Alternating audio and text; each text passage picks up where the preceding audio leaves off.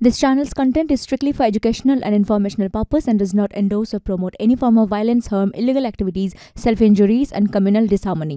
আপনাদের দেখাচ্ছি লালবাজারের সেই মুহূর্তে ছবি যখন বিজেপি এই লালবাজার অভিযান করে, যাদেরকে গ্রেফতার করা হয়েছে নবান্ন অভিযানে তাদেরকে ছাড়তে হবে এই দাবিতে যখন এই আন্দোলন শুরু করে বিজেপি, ঠিক তখনই ছত্রভঙ্গ করার জন্য পুলিশ টিয়ার গ্যাসের শেল ফাটায়। যে ব্যারিকেড পুলিশ দিয়েছিল সেই ব্যারিকেড কার্যত উপড়ে ফেলা হয়। তারপরে পুলিশ টিয়ার গ্যাসের শেল ফাটিয়ে ছত্রভঙ্গ করার চেষ্টা করে এবং ক্রমাগত তাড়া করা হয়। বিভিন্ন অলি গলি যেগুলো লালবাজার চত্বরে রয়েছে সেখানেও পুলিশ ঢু মারতে শুরু করে যাতে কোনোভাবে কেউ সেখানে না থাকতে পারে। আর এই ভিড় ক্রমাগত নিয়ে যাওয়া হয় সেন্ট্রাল অ্যাভিনিউর দিকে এবং ছত্রভঙ্গ করার জন্য পুলিশ মরিয়া চেষ্টা করতে থাকে।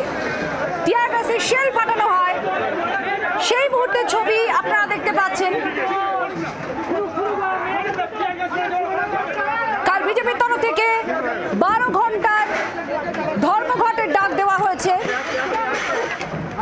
আর সেই ধর্মঘট কোনোভাবেই যাতে সেই ধর্মঘটের জন্য যাতে সাধারণ মানুষের জনজীবনে কোনোভাবে প্রভাব না পড়ে তার জন্য সরকার, পুলিশ প্রশাসন প্রস্তুত থাকবে।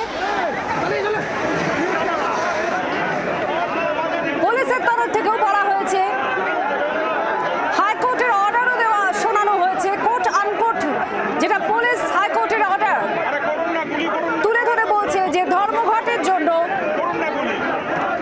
ধর্মঘট ডাকা অবৈধ বা বেআইনি, সেই বক্তব্যকে তুলে ধরা হচ্ছে পুলিশের তরফ থেকে। এডিজি দক্ষিণবঙ্গ সুপ্রতিম সরকার তার বক্তব্যে এই বিষয়গুলোকে তিনি উল্লেখ করেছেন। আপনাদের যে ছবি এই মুহূর্তে দেখাচ্ছে সেই ছবি সম্পর্কে বলি।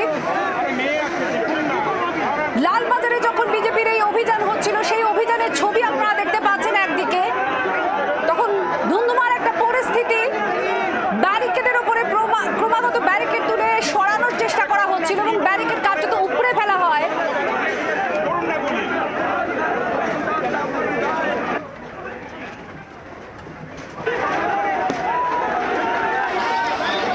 আর আপনাদের জানিয়ে রাখি, লালবাজার আর সেন্ট্রাল অ্যাভিনিউয়ের সংযোগস্থলে নতুন করে আবার ব্যারিকেড দেওয়া হয়েছে যাতে আবার পরিস্থিতি কোনোভাবে নতুন করে উত্তপ্ত না হয়।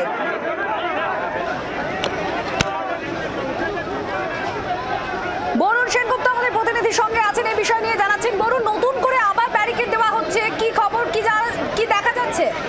একেবারে লালবাজার এবং সেন্ট্রাল এভিনিউর যে সংযোগস্থল, সেই সংযোগস্থলে কিন্তু নতুন করে আবার ব্যারিকেড দেওয়া হয়েছে এবং বিশাল পুলিশ বাহিনী সেখানে কিন্তু মোতায়েন করা হয়েছে।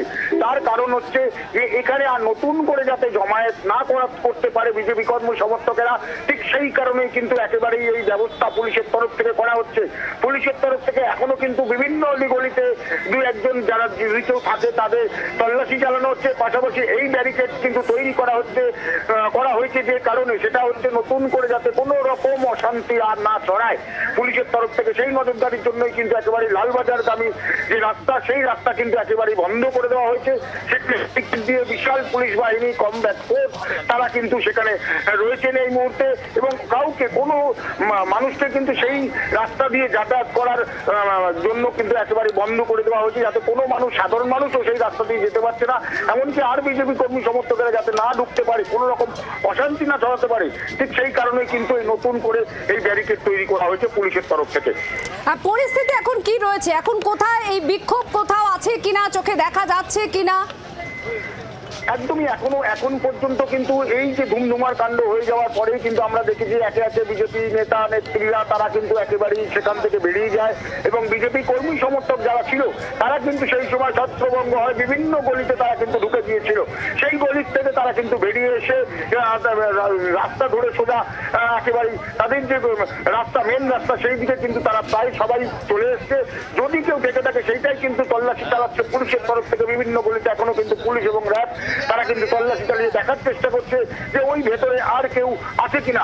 প্রসঙ্গত বলে রাখি, এই সময় কিন্তু এই যখন ঝামেলা হচ্ছে ঠিক সেই সময় সেই টিয়ার গ্যাসে এবং পুলিশের লাঠি বাড়িতে একজন কিন্তু আহত আমরা দেখেছি, তাকেও কিন্তু এই মুহূর্তে হসপিটালে নিয়ে গেছে বিজেপির তরফ থেকে। এই মুহূর্তে কিন্তু মোটামুটি একদম সেই জায়গার দখল, অর্থাৎ লালবাজার চত্বর, সেন্ট্রাল এভিনিউ চত্বর, এই চত্বর কিন্তু পুলিশ কিন্তু কার্যত দখল নিয়ে নিয়েছে। কারণ আজ রাতে নতুন করে কোনো রকম ভোগান্তি না ছড়ায় সেই জন্যই কিন্তু পুলিশ এই একেবারে আঁটোসাঁটো ব্যবস্থা করেছে। ধন্যবাদ বরুণ।